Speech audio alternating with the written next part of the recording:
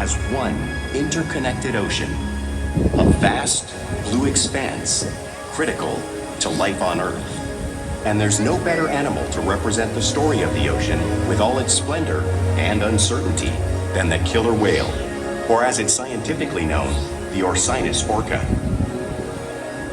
The orca lives in every corner of the ocean, from the Arctic to the Atlantic, the Southern to the Indian, to the mighty Pacific and beyond.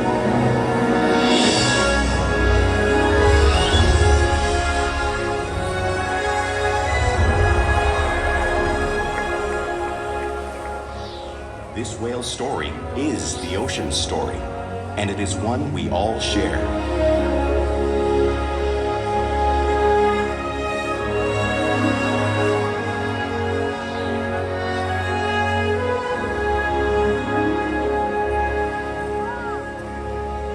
Welcome to SeaWorld's Orca Encounter. My name is Ai, and I'm so honored to introduce you to this intriguing and majestic animal.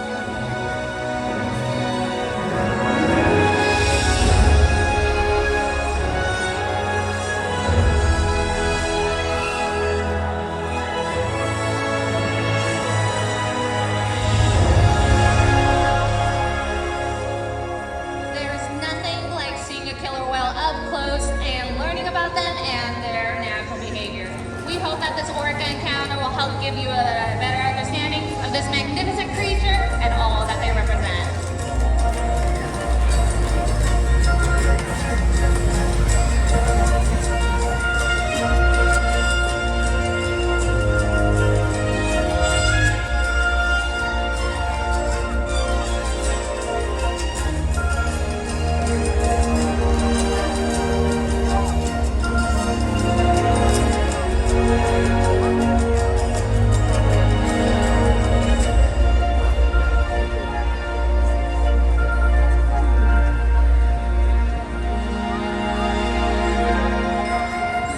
While they are found in every ocean, orcas living off the coast of Iceland are quite different than those near Costa Rica. In fact, there are at least 10 types or ecotypes of killer whales. An ecotype describes the differences between killer whales' size, physical form, prey, social structure, and habitat. As you can see, the differences are subtle, but noticeable when compared side by side. Orcas are adapted perfectly to their environments. And even the whale's black and white coloration has a purpose. It camouflages the outline of their bodies in the water, making it easier for them to surprise and catch their prey.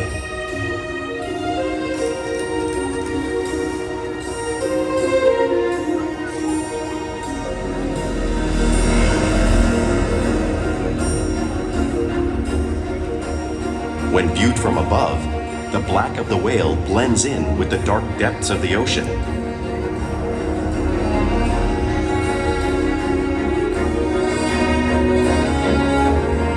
When viewed from below, the orca's white bellies match the brighter surface of the water, blending with the light above, giving them the perfect camouflage.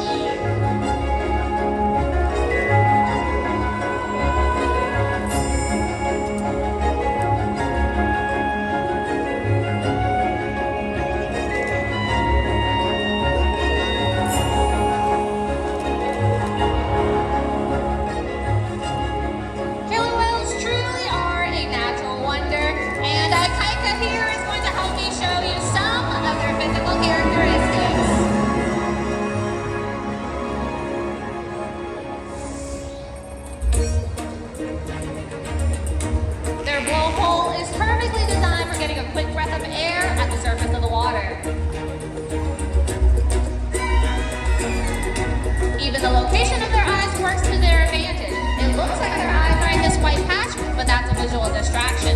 Their eyes are actually in the black area in front of the white patch, camouflaged from thrashing prey. The fin on top of the whale is called a dorsal fin, which helps stabilize the orcas when they are swimming, and also regulates body temperature. Because there are no bone or muscle structures in it, may see them curve. The flippers on either side of the orca's body are called pectoral flippers, which are mainly used for steering and stopping. Each pectoral flipper has 5 bony digits inside of them, just like our human hand. And the lobes on either side of the tail are called flukes. Now, the tail fluke is a killer whale's engine, propelling them close to 30 miles per hour, just as fast as some of our speedboats. But they swim the fastest and use the most power when they're propelling their nearly 10,000-pound bodies all the way up and out of the water.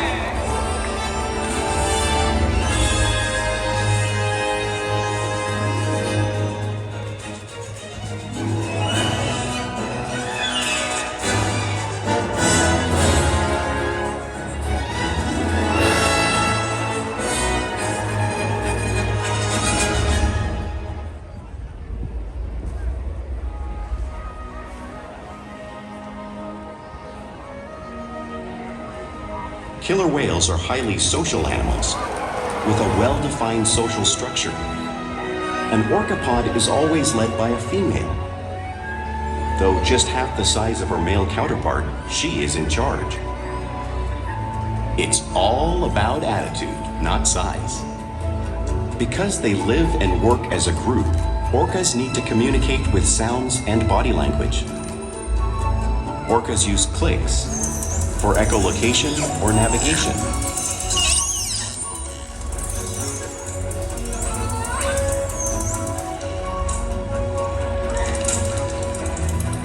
Whistles to socialize in the pod. And calls for group coordination and hunting.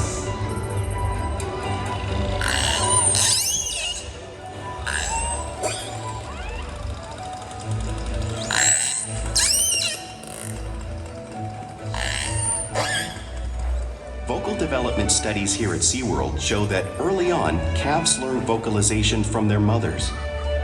But as they grow, they learn from others close to them as well.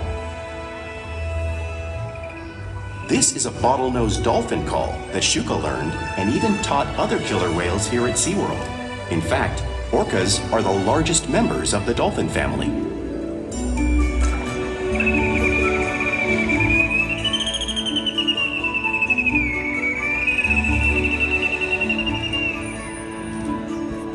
Whales here and in the wild use vocalization to communicate all the time.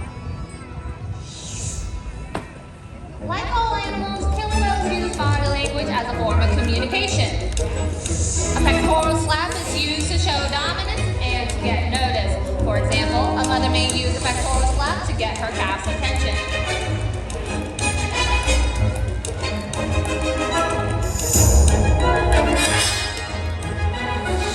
But if they really want to be heard, they reach.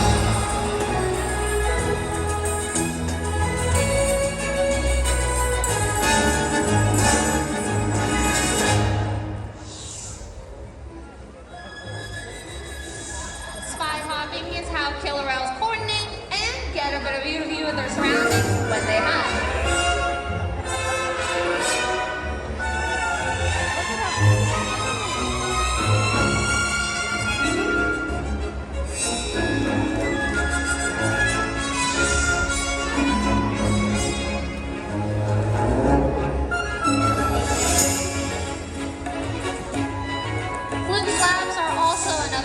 Communication killer whales use both in the wild and here at SeaWorld.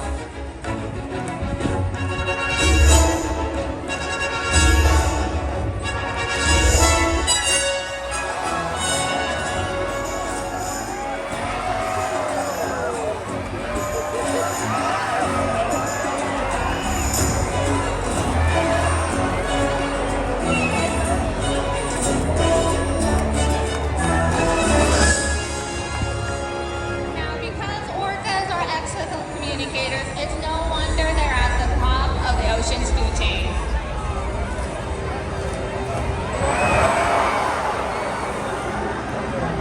Killer whales work together to rear their young, protect their pod, and most importantly, pursue, and catch their prey. Every day they cooperate to survive in the wild oceans of the world. The orca's hunting techniques are as varied as the whales themselves. Norwegian killer whales will circle herring, herding them together. The whales use sounds to coordinate with each other and to disorient the herring. With the fish confused and contained, the whales stun them with their powerful tail flukes, making for an easy meal.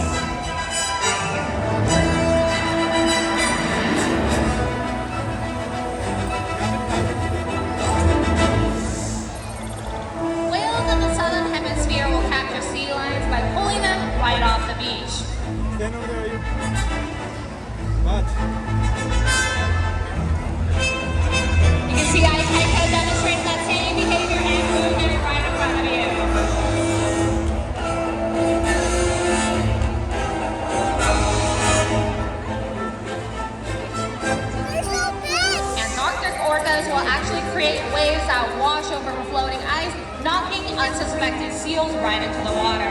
You can see Shuka show you that same wave-making technique, demonstrating one of the many powerful and complex hunting abilities killer whales have developed around the world.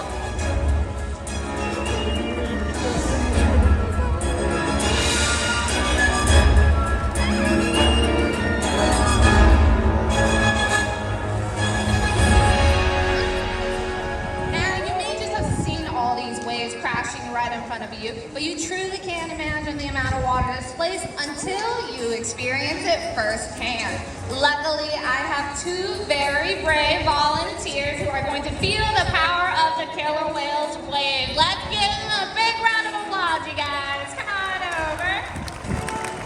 All right, go ahead and take a seat right over here. Okay, hold on tight. Are you guys ready to get wet?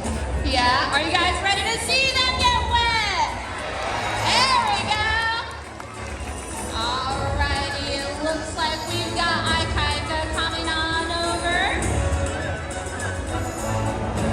Alright, he's coming. Give it a second. He's swimming on by. There we go. And the wave's coming in. 3, 2, 1. Let's give them a big round of applause, guys. Come on up. You guys look great. High five. There you go. Now, because they live in every part of the ocean, it's no surprise that killer whales eat all types of prey, including other whales. The blue whale that you see on the screen in front of you is the largest animal on Earth. It is 5 times longer and 50 times heavier than a killer whale. So, how does a killer whale this size eat a whale that size in the wild? It's possible because killer whales are the ultimate team players.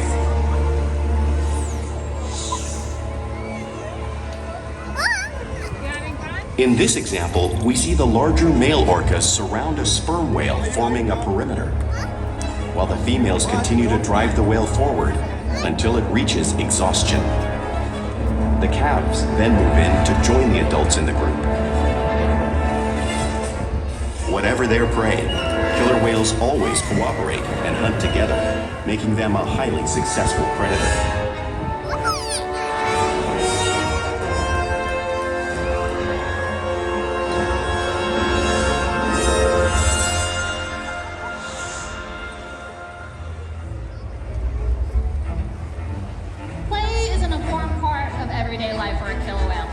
Teach their young whales to hunt and practice their skills as they grow. Orcas spend a lot of time interacting and showing their playful sides, both in the wild and here at SeaWorld.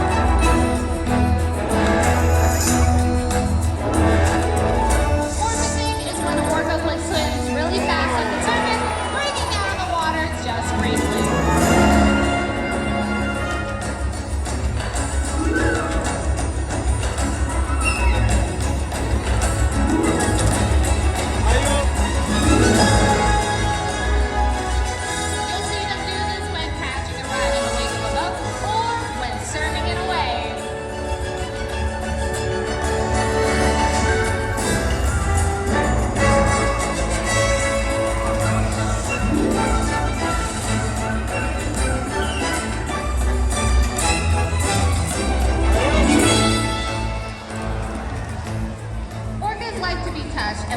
bellies on rocks when they can. You can see our whales do this here, just like killer whales in British Columbia.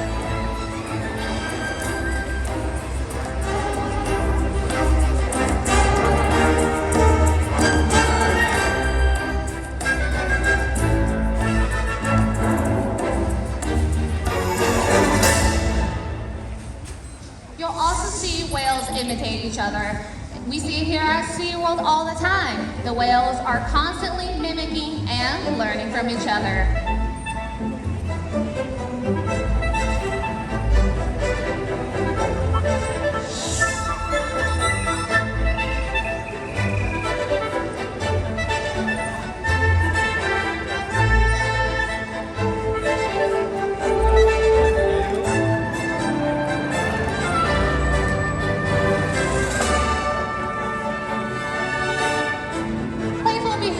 Does have a purpose. A tail whip is used in hunting to stun fish, but today these orcas might just be stunning all of you.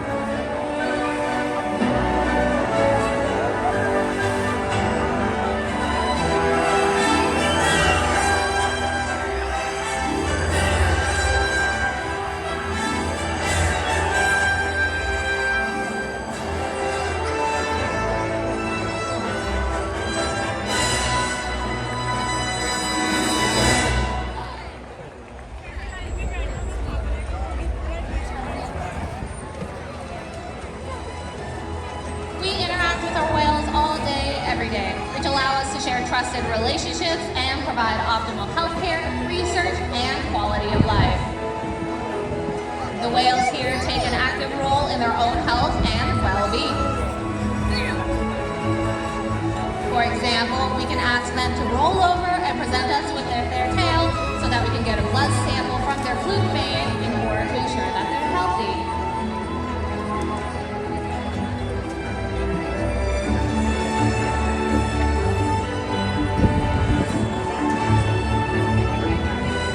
Also ask them to slide out onto a scale, as you see Orca doing on the screen in front of you, to monitor their weight.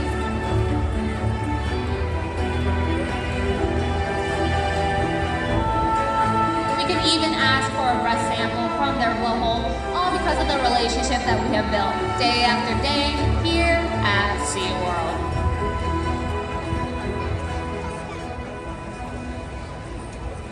Now, I'd like to take a moment and introduce a very special member of our pod. Give a warm welcome to Ikaika. Ikaika is a 20-year-old male, and he is one of the largest here at around 10,000 pounds. But he is very intelligent and loves interacting with his trainers, and he has inspired millions around the world, and hopefully all of you guys, to continue to conserve and protect the ocean environment and their wild counterparts. We challenge the whales every day to learn new things, to practice, and to grow.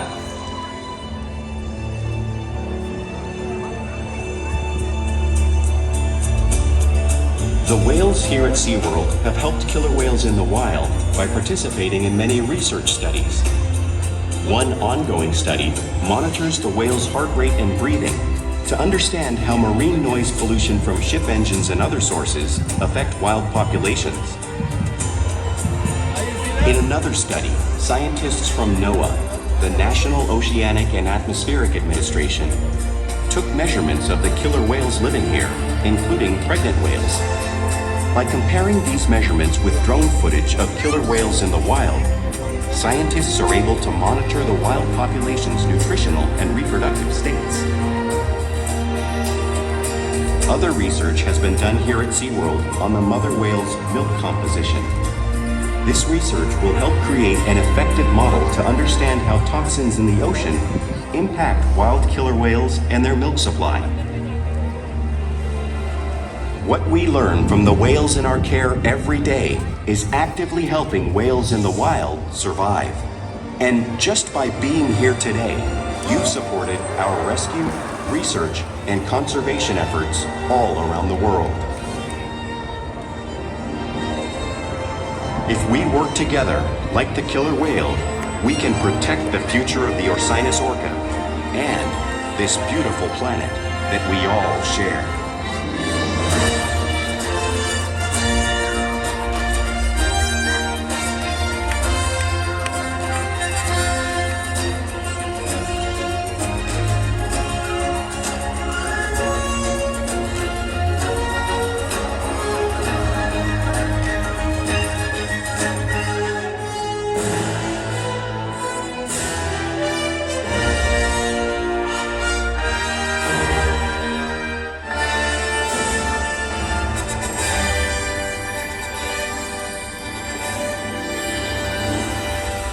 Thank you all for joining us at Orca Encounter. We hope you get